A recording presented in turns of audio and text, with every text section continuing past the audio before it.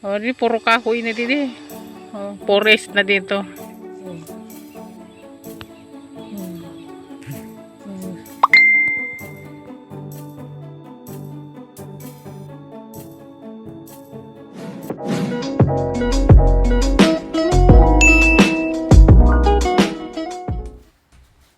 Hey guys! So, di ba ang ganda ng view? So, home where nature is.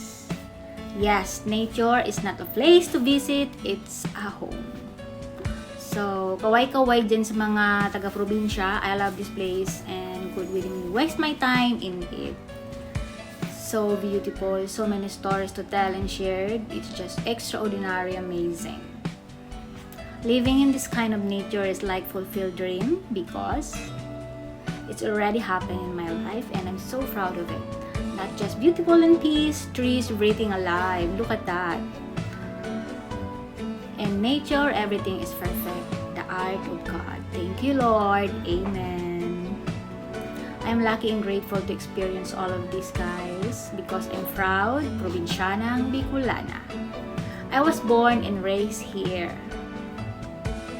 I miss this place very much, so I will never forget ever how amazing my journey here. I miss the old days, life, the foods, and all the people I know. Of course, I miss you guys, especially to all my relatives, family, friends, and to those who knows me. Hello everyone! Shout out to all. Miss you guys.